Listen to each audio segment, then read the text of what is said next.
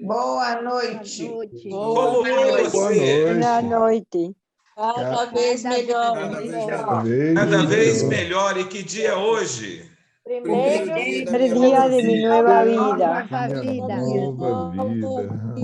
Cada vez melhor, ficar cada vez melhor para servir melhor ao outro, a nossa família e a nossa sociedade.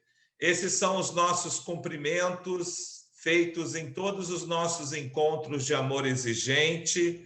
Trata-se de uma autossugestão que cria uma perspectiva de melhora constante em nossa vida, vislumbra uma melhora realmente, busca assumir um compromisso pessoal de melhorar a cada dia, pois somos os verdadeiros responsáveis por nossa vida.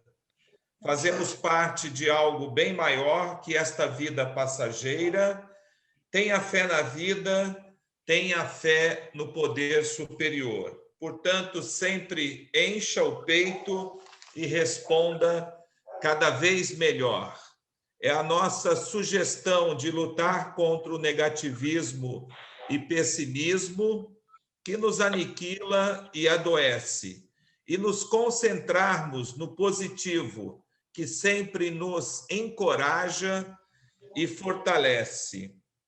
Visite o site do Amor Exigente. Lá você encontra as nossas revistas, livros e informações sobre todas as reuniões promovidas. A função Localiza onde você pode buscar o grupo de Amor Exigente mais perto da sua casa. Participar do Amor Exigente é de graça, porém tem custos. Faça a sua contribuição. Durante a nossa apresentação, estaremos colocando no chat a maneira de você contribuir com a sacolinha AE. Sejam todos muito bem-vindos. Rosa, é com você.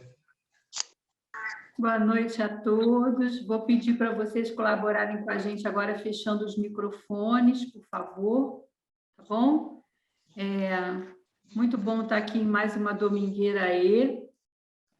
O Amor Exigente, nós sabemos que é um programa de qualidade de vida que faz mudanças realmente nas nossas vidas, que está apoiado em 4 pilares: os princípios básicos, princípios éticos, espiritualidade pluralista e a responsabilidade social.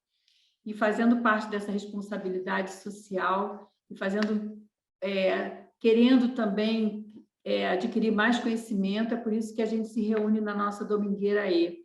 Então, como o Ederaldo comentou, a nossa Domingueira E é gravada, então aqui não temos grupo de partilha, não temos partilha. Caso a pessoa vá falar alguma coisa, ela vai estar sabendo que aquilo que ela está colocando aqui está sendo gravado, porque depois é disponibilizado, certo?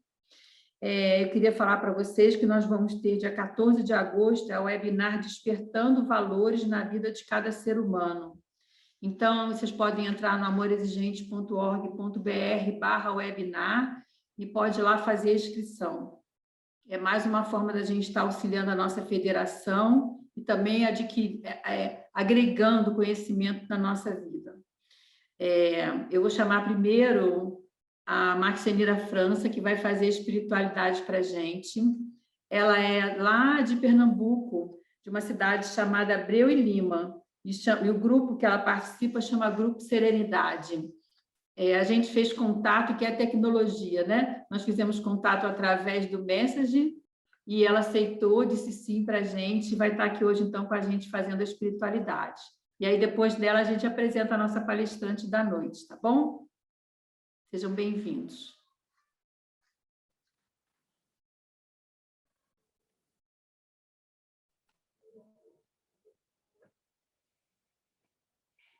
Posso começar?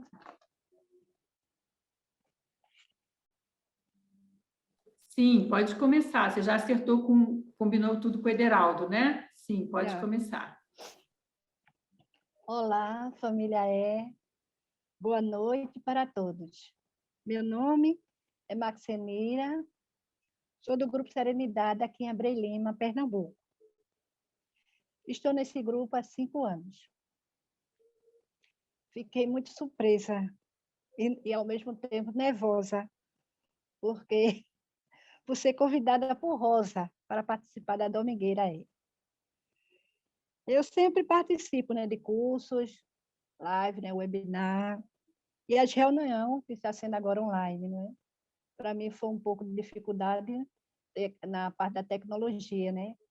Mas eu estou aprendendo, né? Tem Alex, que é lá do grupo lá de Olinda, que ele está nos ajudando lá, o nosso grupo. Né? E estou nessas reuniões com o objetivo de adquirir novos conhecimentos e troca de experiência. Antes de iniciar a espiritualidade, vou falar só um pouco da minha vida aqui, antes de chegar no Amor Exigente. A minha inspiração foi em um programa de TV, há muitos anos, às 8 horas da manhã, quando eu vi o eterno Padre Haroldo e Dona Mara, né? Eles falando da proposta do grupo Amor Exigente. No mesmo instante, me apaixonei com esse nome. Me apaixonei, e foi muito lindo esse nome quando eu vi, né? Foi amor à primeira vista, esse nome, Amor Exigente. Então, me apaixonei logo por esse nome. E também foi a única vez que assisti e não pude mais ver esse programa, porque o horário não coincidia com o meu horário de trabalho. Passou alguns anos, um psicólogo, amigo meu, aqui em Abreu Lima, que ele trabalha no Tribunal de Justiça, falou para eu conhecer o grupo Amor Exigente, que tinha aqui no Recife, o grupo Boa Vista, que antigamente era o nome Vera Cruz. Aí, em janeiro de 2015, comecei a frequentar esse grupo. Fui muito bem acolhida por Farias e outros voluntários lá desse grupo. Fiquei apenas só uns 2 meses, por motivo da minha insegurança, medo e codependência. Não frequentei mais esse grupo. Fiquei muito triste, chorava, porque eu não podia ir, né? Com a falta de participar das reuniões. Mas, para Deus, nada é impossível. O padre, que era um padre aqui da paróquia que eu frequentava, padre Jaime, ele conhecia o Amor Exigente. Então, ele permitiu a realização do curso para a abertura do grupo.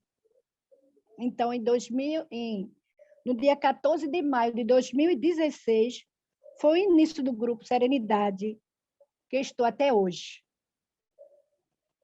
Muitas mudanças comecei a colocar em minha vida, tanto na minha família, com esposo e filhos.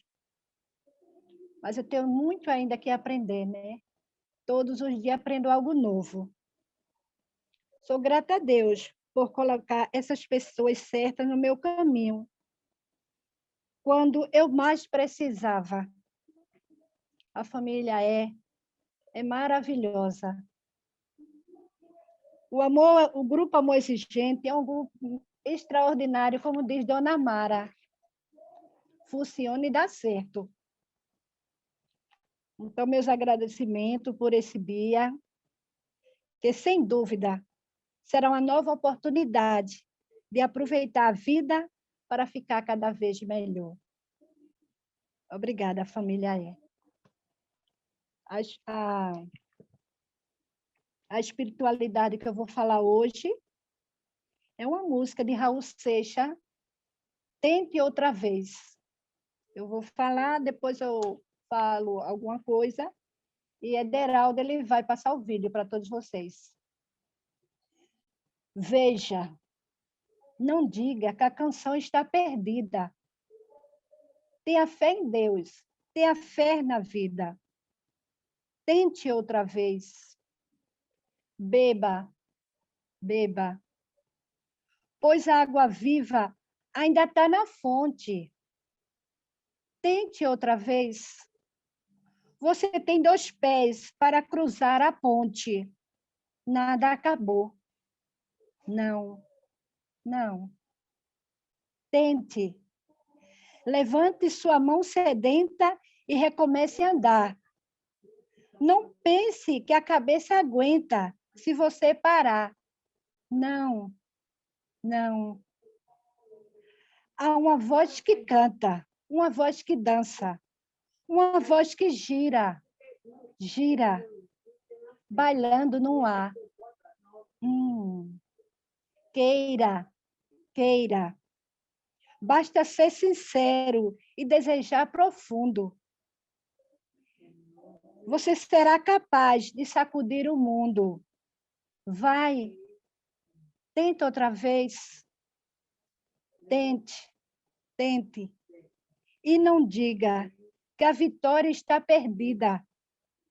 Se é de batalha que se vive a vida, tente outra vez. Obrigada.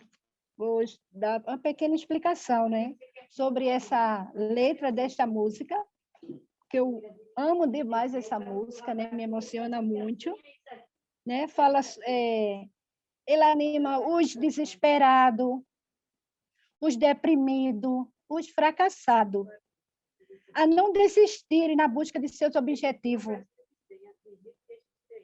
Tenha fé. Afinal de contas, nenhum caminho se acaba enquanto tivermos vida. Vamos acreditar, vamos seguir em frente, enfrentar as dificuldades e as batalhas, e mantendo a fé em Deus e a retidão. Com certeza, seremos sempre vencedores. A voz, quando ele diz a voz dos versos, que diz, há uma voz que canta, uma voz que dança, uma voz que gira, bailando no ar. A voz de Deus, a lei de Deus, está impressa dentro de cada um de nós e vibra ecoando pelo mundo incessantemente. O compositor quer dizer, sacudir o mundo, é que não devemos desistir nunca. No sofrimento, na dor, nas doenças e nas dificuldades.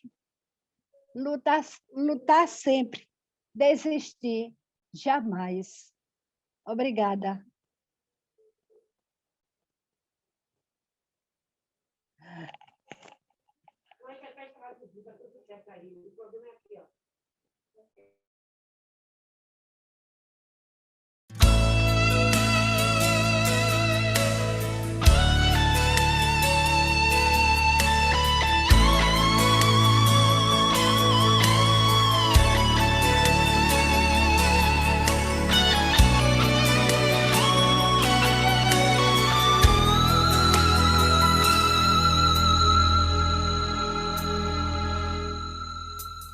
Veja,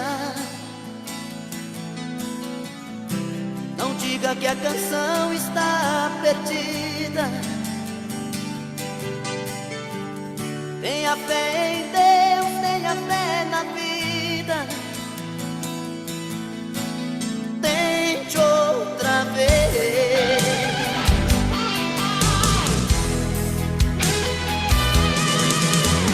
Beba, pois a água viva ainda está na fonte. Você tem 2 pés para cruzar a ponte.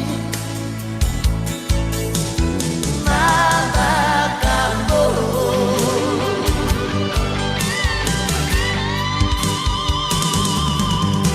Tente, levante a sua mão sedenta e recomece a andar. Não pense que a cabeça aguenta se você parar. Não, não, não, não, não, não. Há uma voz que canta, uma voz que dança, uma voz que gira, bailando no ar. Oh, oh, oh, oh.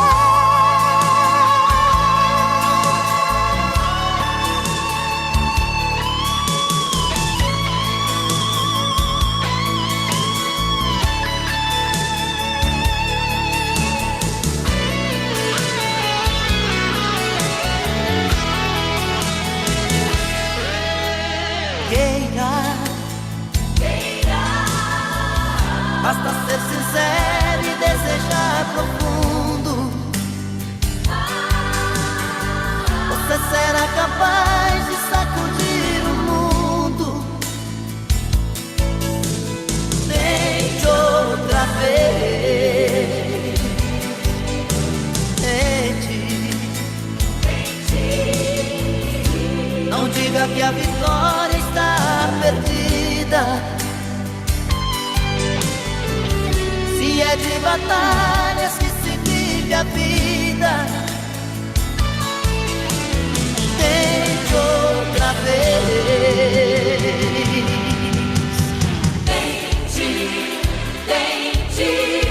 Tente outra vez. Tente outra vez. Tente outra vez.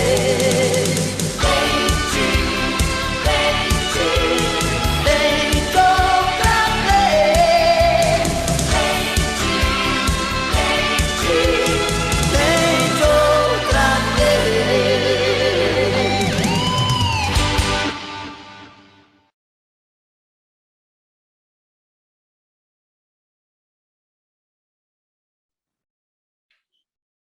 Gratidão, Maxenira, muito linda a sua espiritualidade. É um pouco da sua história, né? Você não desistiu, você tentou outra vez e está aí firme no grupo. Gratidão por partilhar com a gente, pelo seu sim de estar aqui hoje.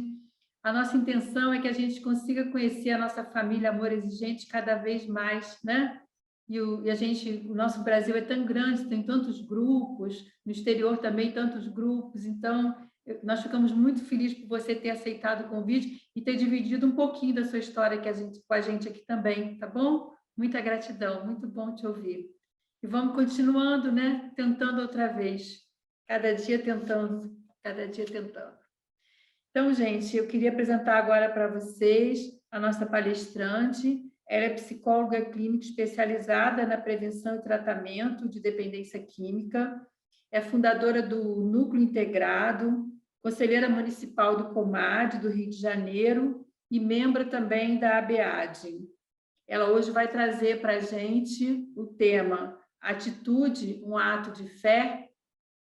Então, agora eu vou pedir para a gente continuar mantendo os nossos microfones fechados. E, Ana Café, é com você. Gratidão pelo seu sim, seja muito bem-vinda. Bom dia, Rosa. Gratidão por vocês me convidarem para estar aqui compartilhando esse momento maravilhoso, né, de espiritualidade. Nossa, que escolha maravilhosa para essa abertura, né? E para falar do tema que a gente tem para falar hoje, né? Eu até pensei assim, vou abrir dizendo que eu já posso ir embora. A música falou muita coisa, né? Falou quase tudo que a gente tem para abordar aqui, né? E é muito bom poder estar recebendo um pouquinho da energia de amor exigente, que sempre fortalece, né? A minha espiritualidade e a minha fé. Eu estou vendo as pessoas queridas aqui, tem muita gente na sala, eu não consigo ver todo mundo, mas eu já vi a Diná, minha querida, um beijo para você. Muita saudade, vi Carlos Eduardo, vi o Israel, é muito bom poder estar com vocês e lembrar, né? Eu ontem estava organizando fotos minhas, né? E eu vi a nossa foto lá naquele congresso, né, internacional, que foi assim uma dádiva, né? Foi uma coisa maravilhosa, e eu estava olhando, eu falei, gente, tinham 1000 pessoas ouvindo, né, coisas ali, aprendendo coisas, crescendo, dentro de um programa, né, de vida, de espiritualidade. Foi muita energia num lugar só. Eu queria saber se eu posso compartilhar a tela. Se a Rosa pode me autorizar? Pode sim, Ana. Obrigada.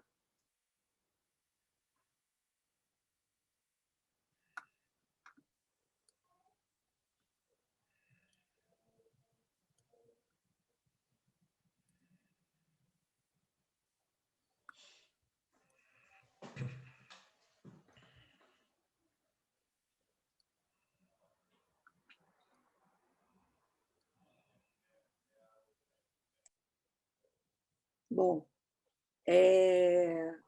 a Rosa me ligou, a gente já tinha marcado essa palestra já há bastante tempo, né, Rosa? E eu perguntei se vocês tinham a preferência de algum tema, que se falasse de alguma coisa, né? E aí ela me disse que vocês estavam trabalhando o atitude, né? E o 7º princípio de amor exigente. E eu falei, então vamos falar de atitude, né? E que, na minha concepção, com tudo isso que a gente vive, né? Quando a gente está no processo de recuperação, né? E muitas coisas que são colocadas para pais, para familiares, precisam de atitude, mas que é muito difícil porque é um ato de muita coragem, de muita fé. Na hora que a Rosa falou comigo, que eu pensei, né? Atitude, um ato de fé, eu fiquei lembrando da questão dos limites, né? Da importância de alguns limites que sejam assertivos, que sejam na hora certa, no momento certo. E aí eu fico pensando, né? Como é difícil a gente ter essa assertividade se a gente não tiver fé. E a gente lê, né? A gente vê, a gente estuda constantemente que fé é um ato de coragem. E que coragem é um ato de fé? As duas não andam separadas, né? Elas vão juntinhas, assim, de mão dada. Então, assim, é todo um processo. Deixa eu só perguntar uma coisa para vocês que eu esqueci. Quanto tempo eu tenho? E se eu respondo as perguntas simultaneamente, que eu estou vendo já gente com mão levantada, e aí eu não sei como é que vocês estão combinando isso. Ana, você dispõe a partir de agora de mais ou menos uns 40 minutos. Nada muito rigoroso com o tempo, sobrando uns 10 minutos para as perguntas, se assim você desejar. Não, sim, com certeza. Eu gosto muito de poder estar falando com vocês, né? Estar trocando com vocês. Mas, assim, essas mãozinhas, então, eu deixo para o final. Deixa para o final. Eu acredito que tenha sido levantaram por engano aí. Tá bom. Ok. Você precisa só colocar o PowerPoint no modo de apresentação. Isso, perfeito. Obrigada. Então, vamos falar dessa tal atitude, né? Que requer muita coragem, muita fé, e para que a gente chegue nessa coragem assertiva, né? A gente precisa ter muita recuperação. Eu hoje entendo, né, com o meu processo, com toda a minha recuperação, né, o que é uma nova vida dentro da mesma vida?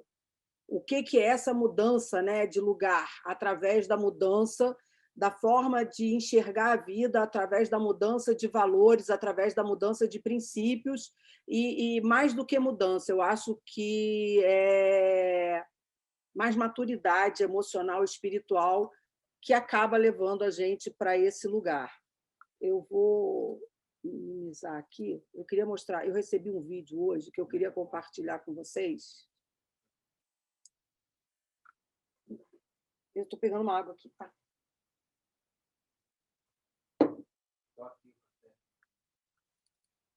Vocês estão conseguindo ver o vídeo? Ainda estamos vendo o PowerPoint.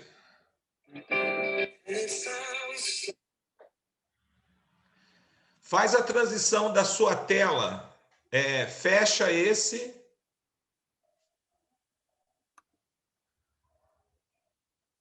Isso.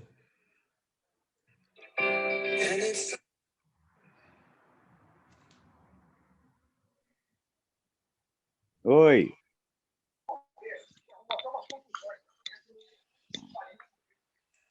Tá dando para ver aqui, mas sei lá, tá esquisito.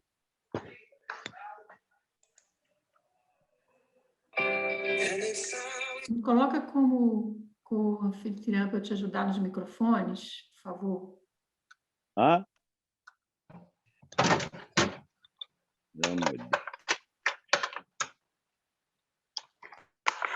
Ele não está indo. Depois eu vou tentar. É um vídeo muito interessante que eu recebi hoje, que fala muito de atitude, né? De coragem para tomar atitude, mas eu vou tentar passar para a Rosa, encerra pelo WhatsApp, tá, Rosa? Se puder, passa para o Federação de Amor Exigente, não sei como é que é seu nome, aí depois ele abre para mim. Tá? Tá bem. Tá, se você passar aqui, eu passo para o Ederaldo e ele abre. João Batista, eu vou pedir para você fechar seu microfone, por favor. Federal, se Então, você puder me colocar como co-host, eu te ajudo nos microfones. Já está, Rosa. Você já é. Obrigada. estou querendo acertar aqui, eu não estou conseguindo, Rosa. Estão vendo? Estão vendo? Tá vendo? Oi, estou ouvindo. Sim. Ouvindo eu estou. Sim, sim.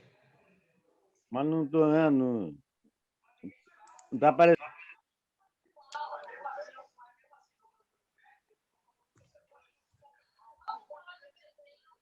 Posso ir?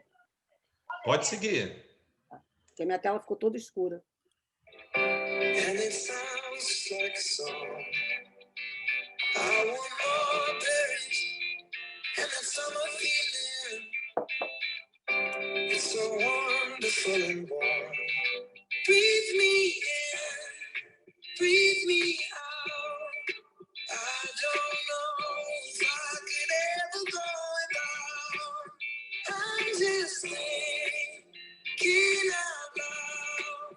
I don't know if I could ever go without. Watermelon sugar high, watermelon sugar high, watermelon sugar high, watermelon sugar high, watermelon sugar strawberries on a summer evening.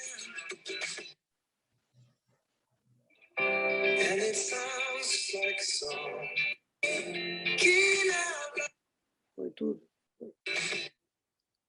And it sugar high, watermelon sugar strawberries on a summer.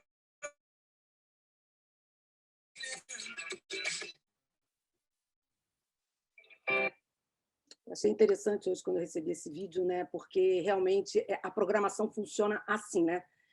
A jornada não é fácil para ninguém. Ninguém chega no programa porque tá fácil aqui fora, né? A maioria das pessoas chegam porque tá difícil, tá doendo, e encontram um lugar onde outras pessoas que passaram por essa dor, que passaram pelo sofrimento, conseguiram encontrar uma nova forma de viver. Tá indo? O vídeo da palestra está aparecendo aí? Você quer agora o PowerPoint da palestra? Ele aqui para mim já voltou, mas para vocês não. Né? Fecha o vídeo anterior, dá um stop share. Passa o mouse em cima da sua tela.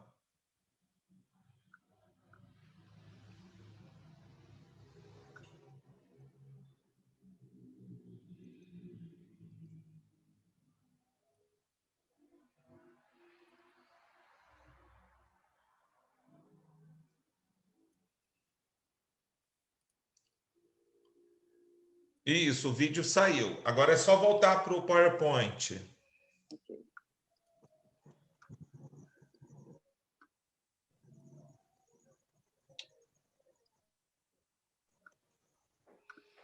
Ok. Desculpa, essa coisa informatizada às vezes é fácil, às vezes fica um pouco mais complicado, né?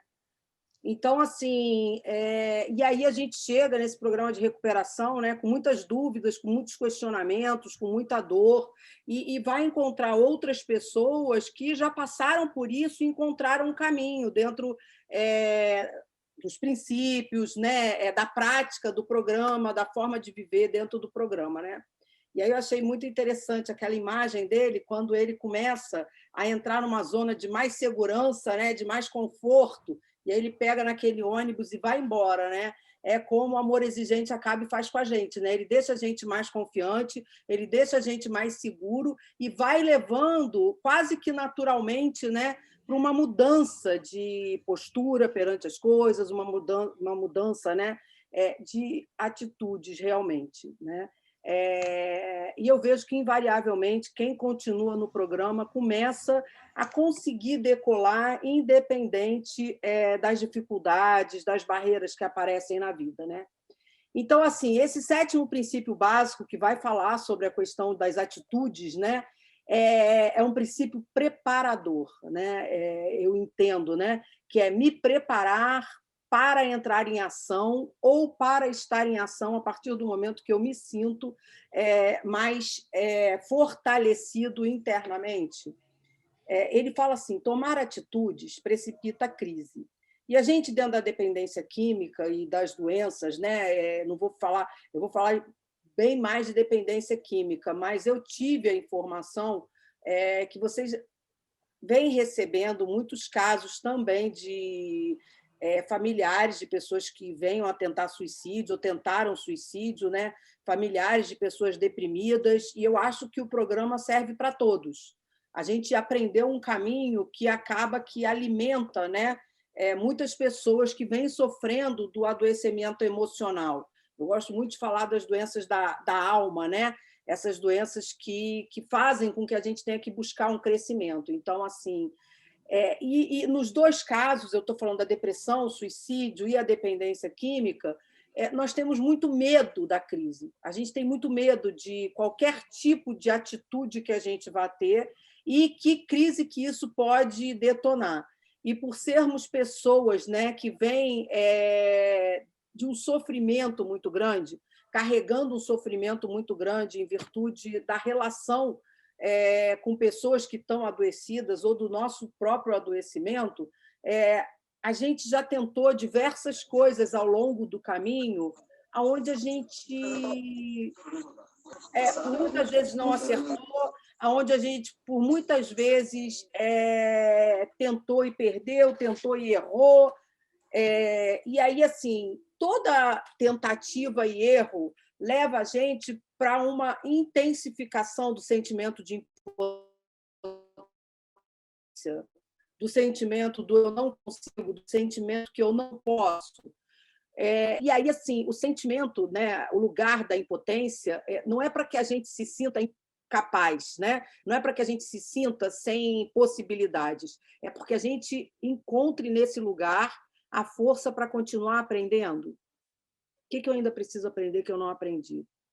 O que eu preciso ter de informação e de conhecimento, né, para poder ter atitudes mais assertivas? Então, assim, o princípio convida, né? Vamos nos preparar, não permitir abusos e desrespeitos e cuidar para que nossas atitudes sejam corretas e corajosas. Devemos assumir posições claras e bem definidas e ser firmes e perseverantes, sem nos omitir nem delegar responsabilidades para terceiros. Antes de entrar aqui com vocês, eu estava vendo notícias de hoje, né? Aquele G1, tal, o que aconteceu no Rio, e a gente fala muito da relação pais e filhos, né? Aqui, ou filhos e pais, ou das relações muito familiares, né? Muito entre familiares, e por isso amor exigente, né? E aí, assim, apareceu uma notícia lá que foi aquela menina, aquela Luísa Brunet, que casou... Luísa não, esqueci o nome dela, Yasmin Brunet, que casou com o Gabriel Medina, né, que está lá na Olimpíada e ganhou a prova ontem, né? E ela sendo extremamente desrespeitosa com a mãe do rapaz. E, assim, eu entendo que, se a gente está em recuperação, por que eu trouxe esse exemplo para cá, né? Porque a gente tem o respeito como uma forma de limite, como uma forma de poder zelar pelas nossas atitudes com relação aos outros. E uma atitude que é muito importante é entender que não é porque o outro me feriu que eu vou ferir ele também. Não é porque o outro teve uma atitude de desrespeito que eu não vou cuidar de mim para ter atenção e poder ter atitudes de maior respeito. E tentar construir uma relação e tentar reconstruir condutas dentro dessas posições respeitosas, mas não deixando de tomar atitudes e não deixando de estabelecer os limites necessários. E, assim, por que eu achei importante falar disso, né? Porque a gente está vivendo um momento em que eu percebo, muito diferente do que eu vivi na minha formação, né? Onde a noção de hierarquia familiar se perdeu, onde a noção do lugar das pessoas pais, avós, das pessoas mais velhas, que antigamente, né, a gente tinha que ter respeito, a gente tinha que ter... por mais que a gente achasse que não estava certo, a gente deveria ter uma forma respeitosa de se colocar com relação a isso, foi se perdendo. Cada vez o respeito pelos pais, o respeito pelos familiares, o respeito pelos professores, né? Vocês falam na literatura de vocês, né? Sobre o respeito pelos professores. E aí, o que fazer com essa sociedade que está tão perdida com relação a como se posicionar, como se colocar a ter atitudes mais assertivas? E aí, assim, tem uma coisa que fala, né, na recuperação, que comece por mim. E nós que entendemos essa recuperação, que estamos dentro dessa recuperação, que estamos buscando essa assertividade, né? A gente precisa encontrar uma nova forma de que a necessidade de tomar atitudes não seja uma forma de perder o controle da situação. Que aquela cobrança do eu preciso fazer alguma coisa não seja uma maneira de agir de forma pouco ponderada, pouco assertiva, né? E aí, o que no primeiro momento, o dicionário vai falar sobre atitudes, né? Ter atitude ou tomar atitudes é uma tomada de decisão, é uma capacidade que a gente tem emocional de entrar em ação. Quando a gente tem uma ação pautada pela raiva, pela ira, pelo ódio, a gente não está tomando uma atitude, a gente não está entrando em ação, a gente está entrando no movimento, no processo de perda de controle das nossas emoções. A gente está vivenciando, né, um momento de perda de controle emocional. A atitude, invariavelmente, solicita que eu consiga atuar de forma assertiva. Que, apesar dos meus sentimentos e das minhas emoções, eu esteja razoavelmente... Gente, estou falando para quem conhece e está buscando recuperação, tá? Não adianta eu falar isso para uma pessoa que está totalmente dominada, né? Por sentimentos e emoções ainda muito tóxicos. A intensidade da raiva nas emoções tóxicas é muito grande. A intensidade da ira... da vitimização, da autopiedade, é tudo muito intenso. Quando a gente entra dentro da recuperação, a gente consegue manejar, entender, compreender melhor as situações e ter um equilíbrio dessas emoções, né? Um equilíbrio maior dessas emoções. Então, assim, voltando para as atitudes, é uma maneira como o corpo humano está posicionado. Isso eu achei muito interessante, né? Na descrição lá do dicionário. Maneira como o corpo humano está posicionado. Pose, posição, postura.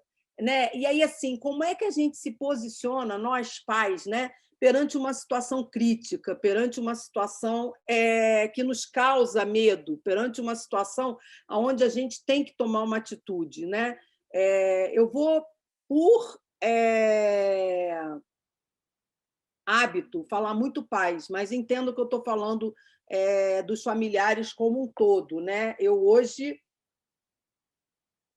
talvez eu esteja passando por mais necessidade de praticar recuperação com os meus pais do que com as minhas filhas. Eles estão chegando naquele momento de terceira idade, de depressão, de teimosia, e aí eu preciso praticar essa recuperação não com as filhas que estão maturando emocionalmente, mas com pais que estão adoecendo emocionalmente, que precisam desse suporte. Mas vai acontecer que eu vou falar muito, nós, como pais, precisamos nos posicionar, porque eu sei que muito, né, da base de amor exigente é a relação dos pais com filhos com problema com o uso de drogas. Né? Então, assim, é muito do trabalho que vocês vêm costurando ao longo do tempo e que vem ajudando tantas pessoas. Né?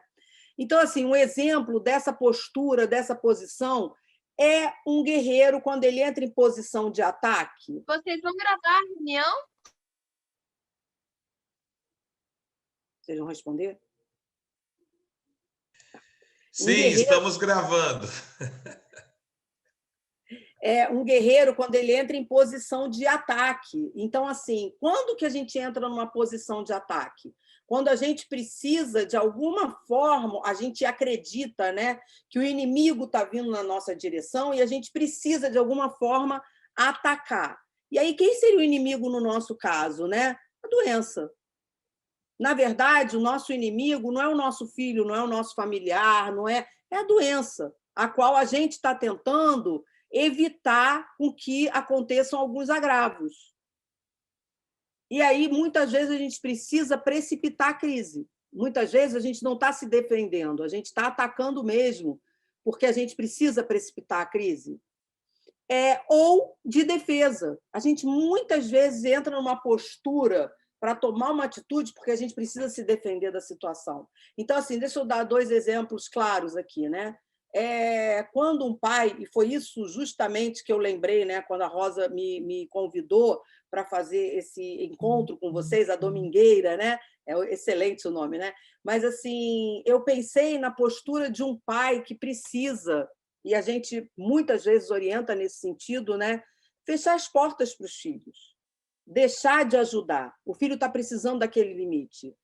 Já tive situações em que tive que orientar os pais, sim, olha, se ele usar, ele não vai entrar em casa, porque aquele filho precisa daquele limite, está precisando daquele momento, e aí o pai vai entrar em posição de ataque com relação à doença, estabelecer limites mais firmes, estabelecer limites mais rígidos, né? Porque os limites que estavam sendo estabelecidos não estavam sendo compreendidos.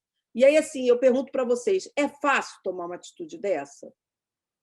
É fácil ter essa postura perante a vida e perante a doença? É muito difícil. Precisa de muita ponderação. As fantasias que invadem, né, a nossa mente de que se eu fizer isso, ele vai para o morro. Se eu fizer isso, ele vai voltar para a boca. E a gente invariavelmente diz assim, eu entendo que você não esteja preparado, mas se você não fizer isso, ele também vai para a boca. Se você não fizer isso, ele também vai para um local de risco.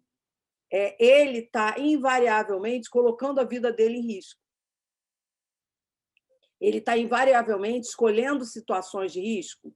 E a única coisa que você pode fazer hoje é tomar uma atitude de estabelecer uma regra que seja o limite para que ele repense.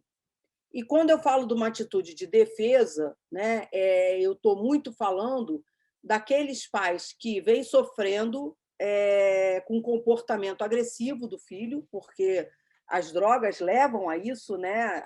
Fazem com que uma pessoa que não era agressiva fique agressiva, e os pais vêm sofrendo com medo desse comportamento agressivo, com medo dessas atitudes agressivas do filho, e que resolve fechar a porta de casa para que ele não entre, porque ele está ameaçando agredir esses pais. E aí eu estou entrando numa postura, numa posição de defesa.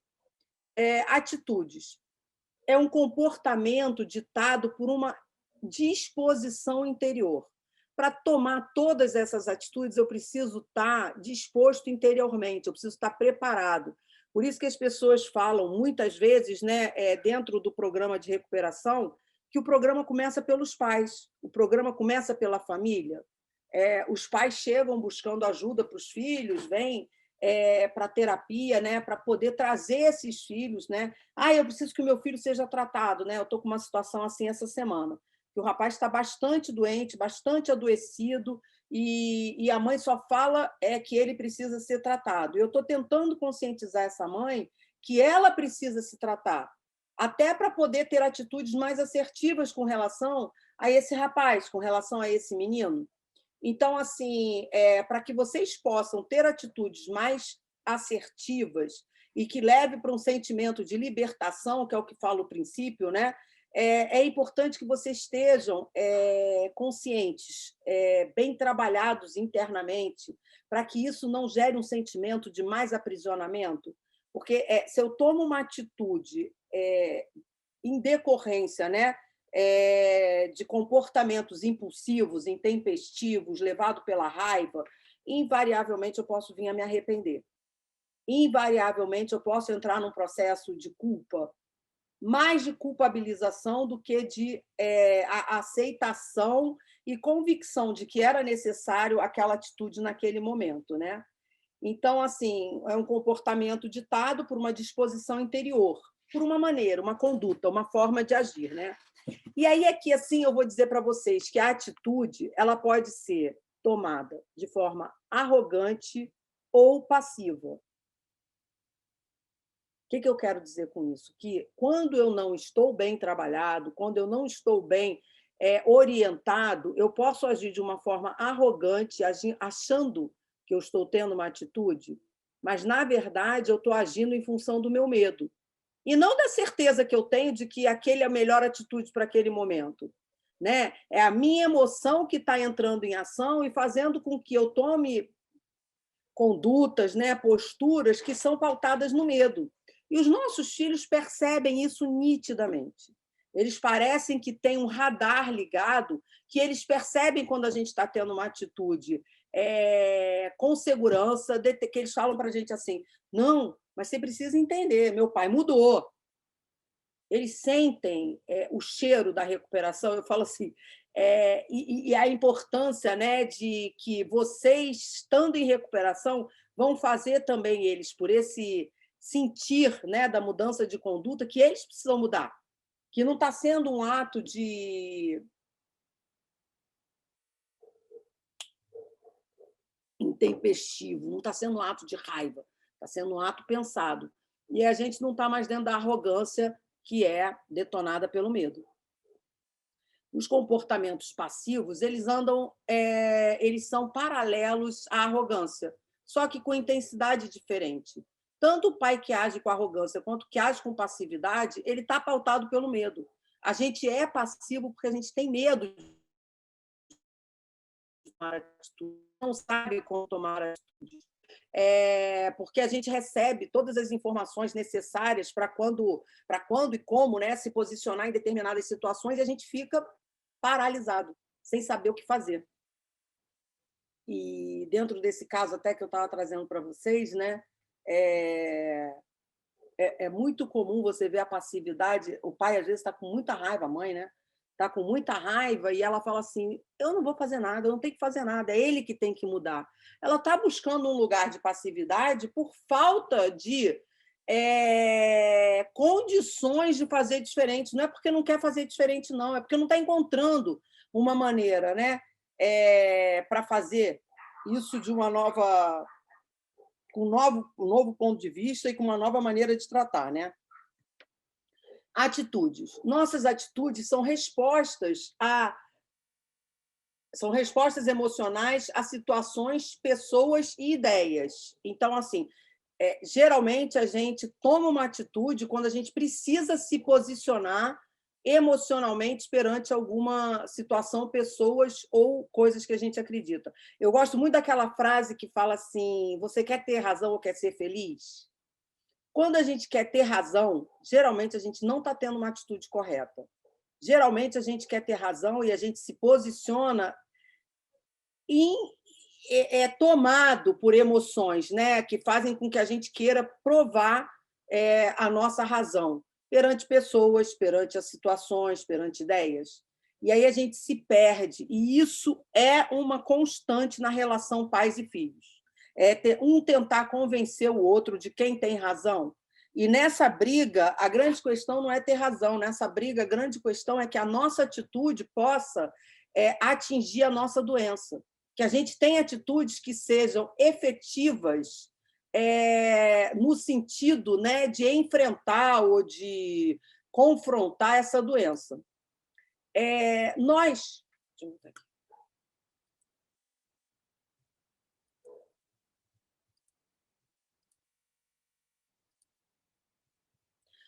Nós não nascemos prontos para tomar atitudes. Assim, a gente não tem uma tomada de decisão por uma questão, né, instintiva. Não é instintivo. O medo é instintivo, né? A raiva é instintiva. A alegria é instintiva, né? São coisas que nascem. As atitudes são comportamentos aprendidos. Nós não nascemos prontos para tomar atitudes. Nós o aprendemos como resultado de nossos relacionamentos com nossos pais, amigos e outras pessoas que tiverem forte influência em nossa vida.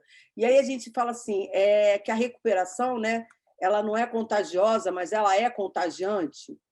Então, muitas vezes, assim, a própria influência da permanência, da frequência no grupo, vai fazendo que a gente aprenda, através do outro, uma nova forma de viver. Porque as pessoas do grupo acabam, né, assumindo uma forte influência sobre a nossa vida e sobre a nossa tomada de decisão. A outra questão, assim, que eu sempre tento avaliar, né, num atendimento, numa consulta, né? Como é que era a postura dos nossos pais?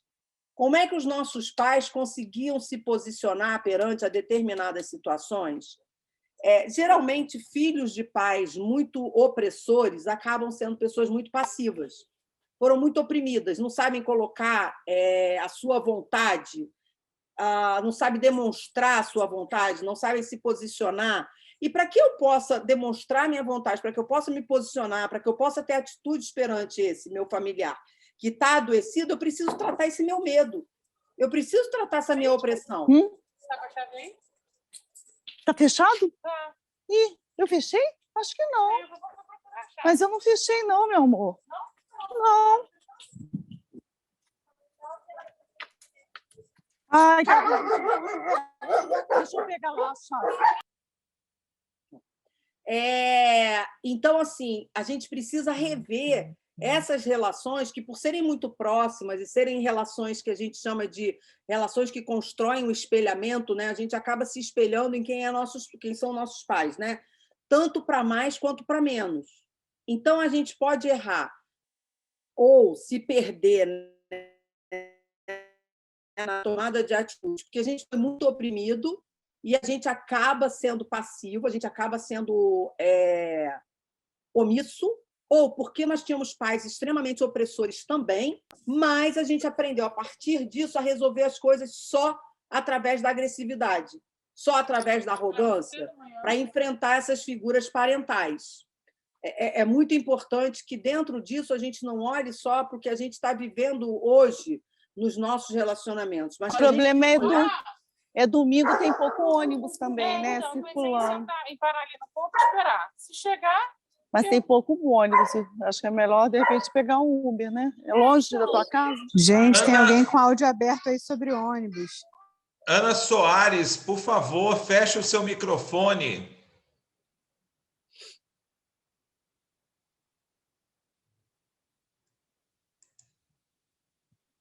Vamos.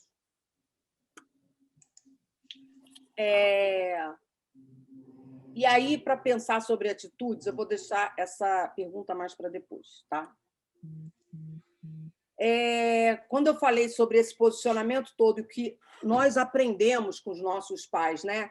Fica o que dificulta a tomada de atitude, muitas vezes, é o medo. E que a gente vai falar de coragem e de fé, né? Para eu poder enfrentar o medo, eu preciso me vestir, né, da fantasia da coragem, que as pessoas falam, né? E o que é coragem? É o medo que vestiu sua fantasia. Então, assim, a gente não deixa de ter medo, a gente não deixa de sentir aquela insegurança. Na verdade, a gente veste uma roupa, né, com a imagem da coragem e da fé. É um processo que vai sendo aprendido ao longo do tempo. Eu me senti mais seguro com as minhas decisões e com a minha postura, né? O medo é o fio perverso e corrosivo. E o tecido de nossas vidas, invariavelmente, está entremeado nele. Vocês lembram que a gente cresce vulnerável? O Oscar falou disso semana passada, Dr. Oscar Cox, né? Ele falou disso semana passada e ele deixou bem claro que todos nós nascemos vulneráveis. Todos nós nascemos com um sentimento de vulnerabilidade, que a consequência natural desse sentimento de vulnerabilidade é o medo, é a insegurança, é a necessidade de outras pessoas à minha volta, né, para me fortalecer, para eu ter coragem de agir. Quantas vezes a gente vai num determinado lugar, né, numa determinada... e pede para alguém ir junto, porque eu não tenho coragem de decidir sozinho, vamos comigo? A gente vai fazer tudo, a gente vai tomar todas as decisões, mas a gente quer que alguém esteja próximo para que a gente tenha coragem de tomar aquela atitude, né? O medo é certamente uma barreira para a razão e o amor. E, como é claro, ele potencializa invariavelmente a raiva, a presunção e a agressão. Eu gosto muito de falar sobre o medo, né, que eu tenho para mim que ele é a base da doença emocional e espiritual. Ele, para mim, é a base de todas as dependências, compulsões e codependências. Até porque a gente está falando de uma doença espiritual, né? E a gente falando de uma doença espiritual, a gente está falando de uma doença onde eu preciso fortalecer o meu sentimento de confiança.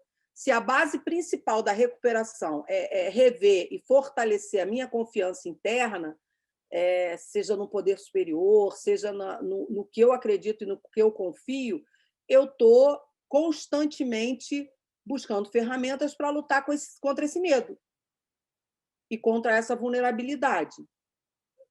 Então, assim, muito do que dificulta a nossa atitude, o nosso crescimento dentro dessa espiritualidade é o medo, que vai potencializar a raiva, a presunção e a agressão. A gente, às vezes, tem alguns ataques, né, de raiva, de ira, E se vocês forem parar para pensar, o que foi que alimentou aquela raiva? O medo de que alguma coisa saísse errada, de que eu tomasse uma atitude errada, que o outro estivesse me traindo, que o outro estivesse, de novo, abusando da minha confiança. Tudo isso é medo. O medo forma a base da culpa e da depressão paralisante. E nessa relação com os nossos familiares, adictos ou não, depressivos, né, com ideação suicida, a principal pano de fundo de toda a nossa tomada de decisão, né, é esse sentimento de culpa. E se eu fizer isso e der errado? E se eu falar isso e o resultado for pior do que o que está acontecendo? Eu vi uma pessoa outro dia, que eu trato da filha, eu estava querendo lembrar a situação, né?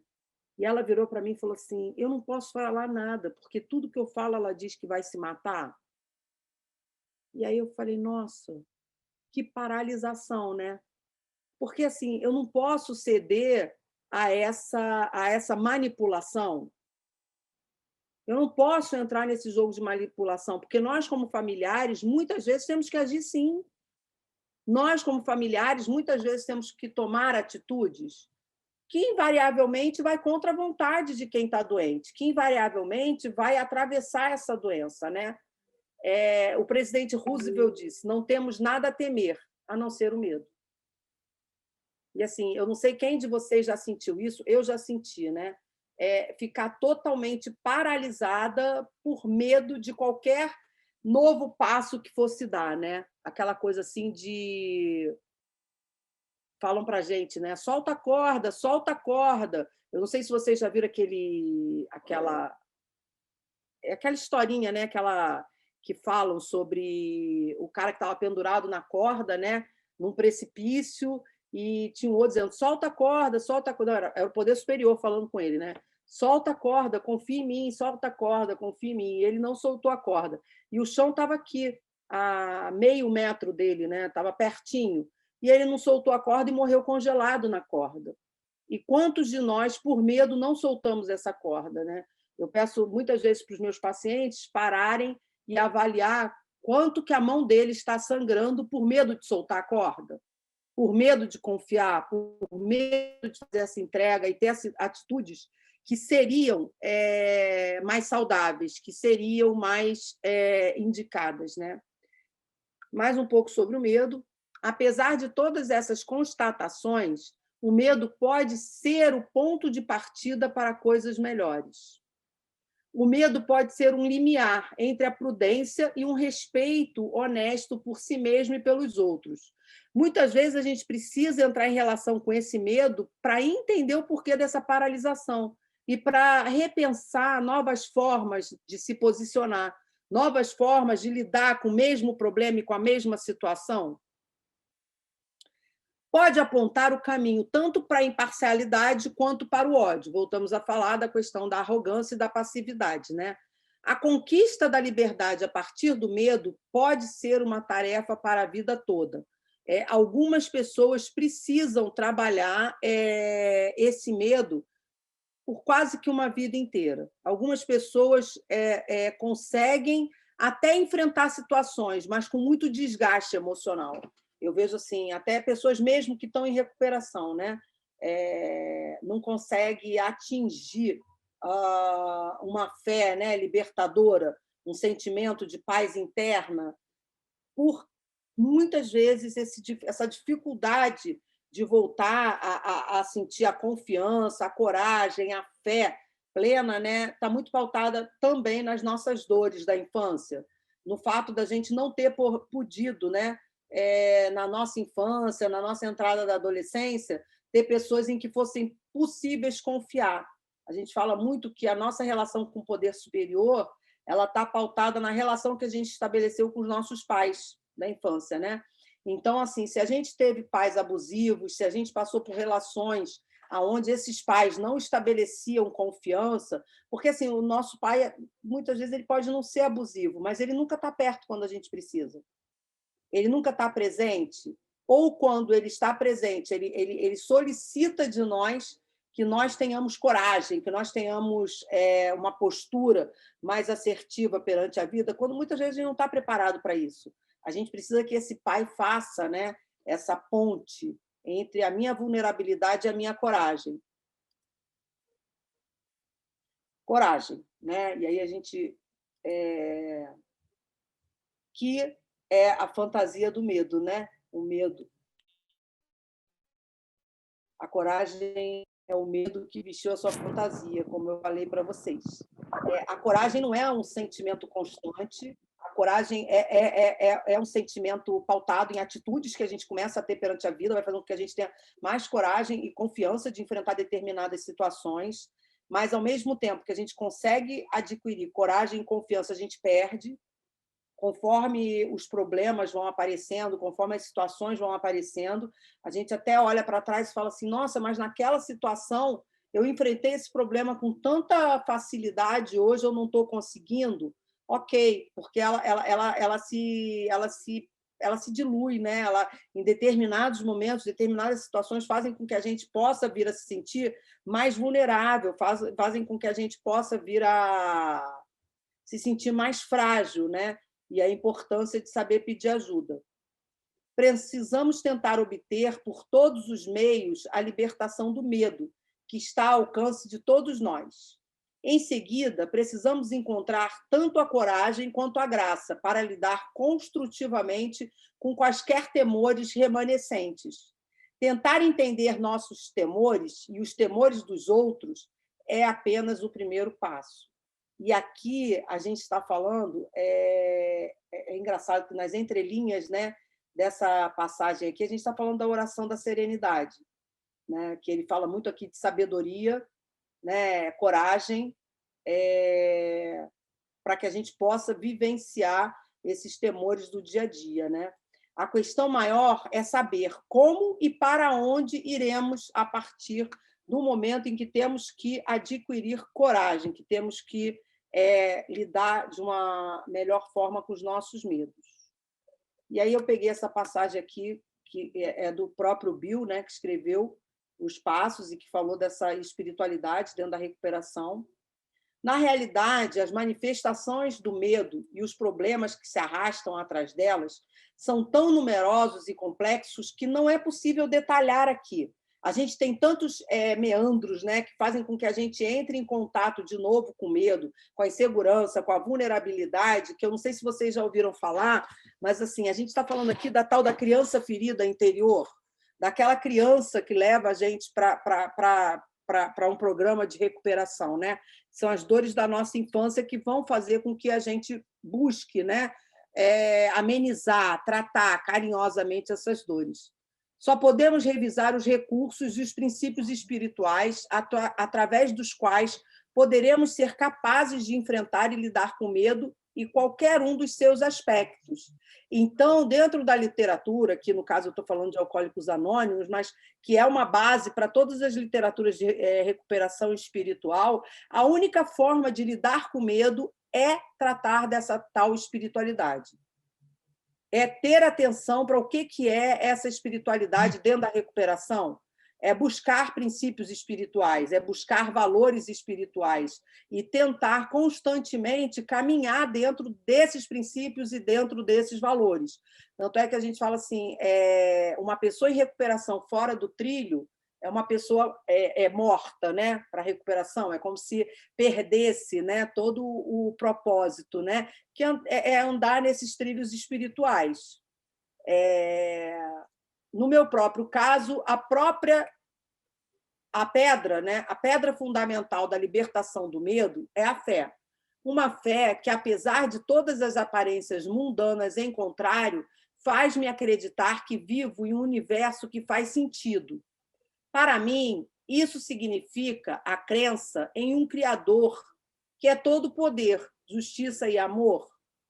Um Deus que pretende para mim uma finalidade, um significado e um destino ao crescimento, ainda que pequeno e intermitente em direção à sua semelhança, à sua imagem e semelhança, né? Antes da chegada da fé, eu vivia como um estranho em um cosmos que me parecia frequentemente tanto hostil quanto cruel. Nesse mundo, não poderia haver nenhuma segurança interior para mim, né? E aí, aqui ele traz para a gente, né, a certeza de que o medo foi um companheiro constante, como é de muitos de nós. Eu posso falar muito sobre mim, né, o quanto que o medo atravessa muitas tomadas de decisão. Muitas tomadas de decisão são feitas de forma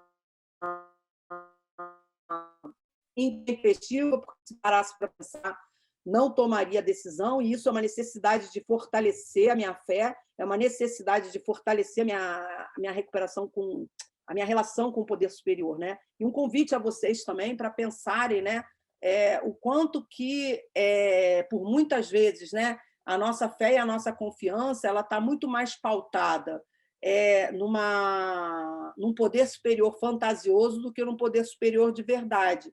A gente foi educado para ter medo de Deus, né? A gente foi educado para ter medo dessa relação com o divino. Muito do que trouxeram para nós era pecado, era feio, era... E a gente hoje, dentro da recuperação que eu entendo, né, a gente precisa se aproximar de um poder superior amantíssimo, de um poder superior cuidador, de um poder superior que está caminhando comigo nessa tomada de decisão e nessa possibilidade de tomar atitudes. Voltando para o que eu tinha comentado logo no princípio, né, a necessidade de muitas situações a gente ter coragem para agir.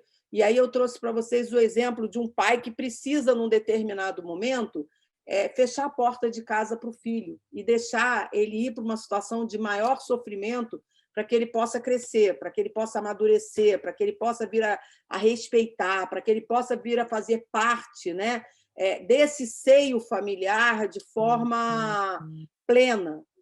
Um filho que possa vir não adoecer mais a família, mas crescer junto com a família, né?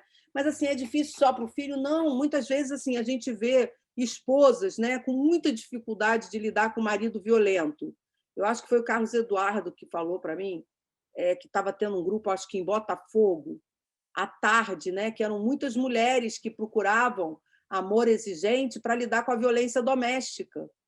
Depois o Carlos, se puder, me lembra se é isso mesmo, né? E que iam no horário da tarde para que o marido não soubesse aonde elas estavam indo. Acho que é o horário da reunião das 3 horas da tarde, né? Então, assim, aonde encontrar força, coragem, fé para enfrentar essa situação? Mas existem mulheres que conseguem encontrar isso, né? Existem mulheres que entram em recuperação e conseguem dar um basta nisso, conseguem colocar limites para a dor delas, para a dor da família e para aquela pessoa que vinha, né? Eu trouxe aqui, aí eu queria voltar aqui para as atitudes, que vinha transformando toda a relação familiar, né, num mar de trevas, né? Então, sobre atitudes e recuperação, né, as perguntas que a gente costuma fazer para avaliar se está sendo possível eu entrar em recuperação ou se eu estou dentro de um programa de recuperação, dentro da minha avaliação pessoal, né? Dentro do meu inventário, né? Não sei se vocês chamam, a gente fala de inventário diário, inventário moral, dentro da recuperação, mas eu não sei que nome que vocês estão quando vocês vão se rever, né? Buscar se rever suas atitudes, suas posturas, né? Será que a gente já chegou num ponto em que a gente pode tratar o passado como passado e iniciar um novo caminho de ação construtiva? Para que a gente possa chegar nesse lugar de tratar o passado como passado, muitas vezes eu preciso ter uma atitude de perdão, uma atitude de auto-perdão. Eu preciso me perdoar por coisas, né, que eu fiz ou que fizeram eu fazer, para que eu possa caminhar de novo, me libertar do medo do aprisionamento, né? Se tentei e falhei, sou capaz de tentar novamente? Sou capaz de enfrentar aquele sentimento, né, de impotência, de falência e começar de novo, tentar fazer diferente, sendo capaz de utilizar o que eu aprendi, porque toda a experiência que a gente vive, todo o lugar que a gente se coloca, né, na relação com o familiar que está adoecido, é um se colocar num lugar de aprendizado. Eu acho que não tem nada além disso que Deus solicite de nós, que não seja a gente aprender com essas experiências e crescer, né, num caminho, né, de evolução espiritual, né? Estou disposto a melhorar minhas atitudes e meus relacionamentos com familiares e amigos? Muitas vezes a gente quer viver dentro de uma família mais saudável, muitas vezes a gente quer experimentar uma relação mais saudável, a gente não consegue mudar as nossas atitudes. E para mudar as minhas atitudes, para ter uma família mais saudável, eu preciso saber se eu estou disposto a mudar, se eu estou disposto a rever, né, e aceitar o outro como ele é, e me rever e aceitar que eu também preciso mudar, que eu também preciso ter atitudes diferentes das que eu vinha tendo, né? A recuperação acontece dentro de uma estrutura onde pessoas se relacionam, né? Então, não é uma única pessoa que é responsável pelas disfuncionalidades. E aí eu trouxe aqui a oração da serenidade para que a gente pudesse pensar dentro dessa questão de força, fé e esperança, atitude, coragem, medo. E aí a oração da serenidade vai dizer, né? Como a gente falou para que eu atinja essa fé, eu preciso ter um quê de relação com o divino, com o espiritual. Concede-me, Senhor, a serenidade necessária para aceitar as coisas que eu não posso modificar. E a serenidade necessária depende de muita coragem, para eu entender de que eu não tenho capacidade de mudar essa situação e que, se eu não posso, outra pessoa pode. Mas para que eu possa realmente soltar a corda, né? Coragem para mudar as que eu posso e sabedoria para distinguir uma das outras, vivendo um dia de cada vez. Como que é difícil para familiares, né? Viver um dia de cada vez. Eu vejo que assim, a gente teve um resultado positivo hoje, a gente já está pensando na semana que vem, no mês que vem, no ano que vem. Como é que a gente vai fazer para lidar se alguma situação vier a acontecer?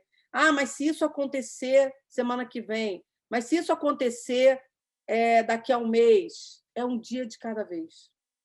Desfrutando um momento de cada vez, aceitando as dificuldades como um caminho para alcançar a paz e a sabedoria, né? Como eu falei anteriormente, muitas das dificuldades que vêm para a gente nos convidam a aprender, considerando o mundo pecador como ele é, e não como eu gostaria que ele fosse, confiando em Deus para endireitar todas as coisas, para que eu possa ser moderadamente feliz nesta vida e sumamente feliz contigo na eternidade. E aí, assim, queria encerrar, né, lembrando de como que a gente abriu, com a música que diz, né, veja, não diga que a canção está perdida. Tenha fé em Deus, tenha fé na vida. Tente outra vez. E quantas vezes forem necessárias. Vai sempre valer a pena, vai sempre fazer parte. Eu acho que a gente só pode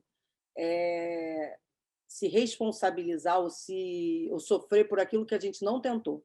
Porque enquanto a gente está tentando, a gente está aprendendo, a gente está crescendo, a gente está tentando fazer um movimento em prol da nossa recuperação e daqueles que estão à nossa volta. Obrigada. Era isso que eu tinha para dividir com vocês aqui hoje. E vou abrir aqui para as perguntas, se existirem elas. Então, temos que ver aqui com o Ederaldo a questão do tempo, se a gente vai conseguir abrir para perguntas, se for, tem que ser bem rapidinho, que a gente já passou um pouquinho do tempo. Eu tenho o hábito, Ana Café, de pegar alguns pontinhos e destacar. Então, eu queria destacar 2 pontos, muito boa a sua colocação, fez a gente refletir, mas eu queria destacar quando você falou sobre sentir o cheiro da recuperação. Né? O outro vai sentir, não é a gente colocar como se assim, eu já estou em recuperação e pronto. Não, o outro vai perceber. Às vezes a gente nem consegue perceber que a gente já está mudando, né? E aí no nosso entorno as pessoas começam a observar isso. E essa minha recuperação, como você falou, vai refletir na mudança do outro. Então eu vejo muito isso no processo que eu passei também de recuperação dentro da minha família. Eu tive que mudar, eu tive que sair daquela raiz, e aquilo foi refletindo de tal forma que eu já contei algumas vezes que os meus amigos falaram: Rosa, eu preferia como você era antes, que agora que você entrou para Amor Exigente, você aprendeu a dizer não. Eu falei, uai, gente, né? E a família dizia assim, o meu desafio perguntou para mim, você ainda me ama? Por quê? Porque você não fica mais no meu pé, querendo saber onde eu estou, o que eu estou fazendo, que horas eu vou chegar. Então, no Amor Exigente, a gente vai trabalhando com metas semanais, né? O inventário, na verdade, ele vai acontecendo de uma forma um pouco diferente, né? Eu vou, em cada princípio, fazendo as minhas mudanças, mas nas nossas metas semanais a gente vai colocando. Então, uma das metas, eu me lembro, era não telefonar para ver onde o meu desafio estava, porque eu telefonava 1000 vezes por dia. Já vai chegar, tem uma sopinha, vem para casa, não sei o quê. E aí já foi uma mudança, né? E quando você fala também sobre soltar a corda, nossa, a gente quer que as coisas aconteçam, mas a gente fica ali, né? Eu acho que primeiro a gente chega no Amor Exigente buscando ajuda, né? Porque eu penso que assim, é o Amor Exigente e junto com o Amor Exigente uma rede, né? Então a minha família, a gente foi fazer uma terapia em família, fomos para o Amor Exigente, eu fui fazer minha terapia individual contra a minha vontade, porque eu falei, meu Deus, eu sou tão legal, eu sou boa mãe, boa esposa, boa isso, boa aquilo, por que eu vou ter que mudar? Mas eu fui entender que o processo tinha que começar por mim. E aí a gente pergunta assim, poder superior, para Deus, né? Por que está acontecendo isso comigo? Se eu sou só essas coisas boas, mas a gente começa depois a ver que é para quê? E aí a gente não pede para ele uma receita de bolo, né? A gente faz uma entrega, confia e solta a corda mesmo, né? E quando a gente solta, a gente vê que não era tão difícil e que o chão estava ali bem pertinho, né? Te agradeço muito, eu vou passar para o Ederaldo, para ele ver a questão se ainda dá para a gente ter perguntas, mas para eu encerrar já aqui a minha fala, eu queria dizer para vocês que semana que vem a gente vai receber o Júlio Brandão, que é psicanalista e coordenador da comunidade terapêutica Monte da Paz, e a Ana Lúcia Galo, que é voluntária do grupo Fio Triplo, em Teresópolis. E, olha, parece assim, a gente diz que é coincidência, mas não é providência. Dando continuidade ao assunto da Ana Café, eles vão falar sobre a criança perdida e o adulto problema. Então, na nossa domingueira aí, a gente espera vocês. Hoje a gente contou aqui com 140 pessoas direitinho, firmes do início ao fim. Muita gratidão a vocês. Ederaldo, vou passar para você agora, tá bom? Gratidão. Infelizmente, nós não temos muito tempo. Vamos só abrir para a Sônia Azevedo, levantou a mão ali, fazer a sua pergunta, e a gente encerra, que a gente já está estourando o tempo aí. Sônia, pode falar. Boa noite, então. Obrigada pelo privilégio. Boa noite, Ana. Que prazer ouvir tua palestra, sempre com muita informação. Bom, Ana, existe um chavão que diz que atitudes falam mais que palavras, né? E falar é completamente fácil para mim quando eu tenho as minhas convicções na minha mente, né? Eu sei o que eu vou falar, o problema é como eu vou agir, né? Difícil é expressar os gestos e essas atitudes. Essas atitudes que você diz que a gente tem que tomar, né? Enfrentá-las, seriam as atitudes que reforçam o amor ao próximo, ao meu ente querido. A aceitação e o rendimento, né? A rendição seria o caminho para que eu tome essas atitudes, coloque essas atitudes em ação. O autoconhecimento também. É isso. Obrigada, Ana. Eu fico pensando, né? A Sônia está falando e está me dando aqui assim. A gente coloca palavras na nossa boca para amenizar nosso coração. Porque, na verdade, a gente tem medo de tomar as atitudes mais necessárias. Não, a atitude não precisa ser um ato de amor, ela tem que ser um ato de atitude. Porque muitas vezes a gente deixa de agir agindo o que está fazendo por amor. E tem uma fala que diz claramente que o familiar muitas vezes acaba... eles falam assim, né? Familiar do codependente acaba matando por amor. A gente dá um nome, né, à nossa falta de coragem de tomar atitudes. A nossa falta de coragem, e a gente se esconde por trás da doença, do mesmo jeito que eles se escondem por trás da doença. Então, assim, não acho que a atitude seja um ato de amor. Não tomar atitude ou tomar só focado no amor, né? Tomar atitude pelo amor. Eu tenho que tomar pelo amor e tenho que tomar pela necessidade também. E tenho que tomar pelo amor a mim mesmo, pelos meus limites pessoais, para entender que não dá mais para eu aceitar aquele tipo de postura. Aquela frase que você falou, repete para mim, atitudes... Você falou logo no princípio. Atitudes falam mais do que palavras. Era assim que minha mãe falava, atitudes falam mais do que 1000 palavras. Uhum. Você não precisa falar nada, só a sua postura, né? Você já teve atitude. E assim, eu concordo plenamente com isso, porque eu vejo que a gente fala demais e às vezes faz muito pouco, fazendo com que a gente vá perdendo a credibilidade. Já viu aquela esposa, né, que não aguenta mais atitudes do marido e vive dizendo que vai se separar e nunca se separa? E, de repente, ela chega em casa e o marido foi embora. E aí, assim, o que foi mais efetivo? O que ela falou a vida inteira ou a atitude dele de sair e começar uma nova vida porque não está... Atitude. Então, a gente tem que ter muito cuidado que, muitas vezes, por falar muitas coisas e não agir, a gente perde a nossa credibilidade nessa relação. E por que a gente fala tanto e age pouco? A gente fala tanto por medo, e a gente fala tanto por raiva, e age pouco por medo.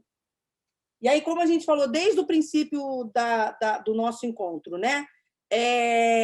Através da minha recuperação que eu vou poder melhorar a minha relação com esses sentimentos e poder cada vez agir de forma mais assertiva. Mas, assim, eu acho que tem horas que a grande dificuldade é que vocês precisam ter atitudes, apesar de, não necessariamente é por amor, é por necessidade. Vocês lidam com uma doença que mata, e por mais que por amor vocês quisessem deixar o filho de vocês ou o familiar de vocês tentar mais uma vez, cumprir com alguma promessa, tem horas que não dá. É risco de vida. Obrigada. Eu lembrei só de uma coisinha, Deraldo, que é um lema do amor exigente, na Café, que a gente fala, né? Eu amo você, mas eu não aceito o que você está fazendo de errado. Então, a gente divide aquele amor que a gente tem pela pessoa, da doença, dos comportamentos indevidos. E aí, quando a gente começa a tomar atitude, né? Olha, o tempo passou tão rápido, a gente queria ficar Olha, mais eu tempo, acho que eu né? não Mas tinha, não eu achei que eu não sei. tinha chegado nos 40 minutos. Eu falei, gente, eu não cheguei nos 40 minutos, eu vou encerrar antes, que vergonha. Não, vai, aí você aproveita, ó, se despede da gente agora, então, que a última palavrinha sua, para o Ederaldo poder fechar lá para a gente. Muita gratidão, Ana Café, muita gratidão. Eu lembro de você no congresso, tua filha lá cantando, a família encantou a gente, o stand encantou a gente, foi maravilhoso, foi muito bom estar com você. Eu tinha que dizer que você é uma grande parceira do Amor Exigente. Gratidão. Obrigada. E ontem eu vendo, né, as fotos, ontem foi aniversário dela, né, de 21 anos, e eu falei para vocês assim que quando eu engravidei dela foi quando me veio um despertar de que se eu queria alguma coisa melhor para o mundo que eu pudesse fazer, era entrar nessa luta contra as drogas, era fazer prevenção às drogas, né, para tentar construir alguma coisa de melhor para elas, né. A luta continua, eu não sei se muita coisa melhorou, mas assim, a gente continua tentando, a gente continua voltando, né? E tentando fazer esses jovens despertarem, né? Para uma forma de viver que não precise, né? Se entorpecer, que não precise se anular, e assim, aí eu já não falo nem da coisa da droga, mas esse aumento expressivo, né, dos casos de suicídio entre adolescentes. A gente precisa de vocês, né? A gente precisa de vocês com esse grupo de jovens, com esse grupo para o Amor Exigentinho, né? Para cada vez a gente poder levar mais valores para dentro das casas e do coração dessas crianças e do coração desses jovens que estão chegando, né? Queria mais uma vez agradecer muito o convite de vocês. Vocês acham que eu estou levando alguma coisa para vocês, mas eu estou recebendo sempre de vocês.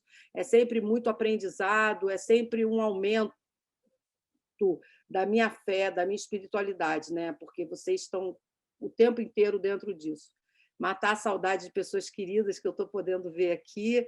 Espero que brevemente a gente possa se ver com maior proximidade. Queria também convidar vocês, quem quiser, para ir na minha página do Instagram, do Espaço Village, ou do Construir Ser, que é um instituto que eu criei justamente para fazer prevenção, e dizer que toda sexta-feira eu e o Oscar Cox estamos fazendo uma série de encontros para falar sobre espiritualidade, para abordar a espiritualidade na recuperação, né? O que é essa grande desconhecida? Porque a gente fala tanto de espiritualidade, mas invariavelmente as pessoas confundem com religião, né? Com algum dogma, né? E não é disso que a gente está falando. A gente está falando da forma de lidar realmente com o ser humano e com a gente mesmo, né? Com as nossas dificuldades. Então, assim, eu já soube que eu estou com uma outra palestra mês que vem, por um outro grupo de Amor Exigente. Acredito que vocês vão receber o comunicado, né? E muito obrigada, muito obrigada, muito obrigada, muito obrigada. E, para encerrarmos, então, vamos convidar uma pessoa muito querida por todos nós para fazer a nossa oração da serenidade. Dina Lúcia, por favor.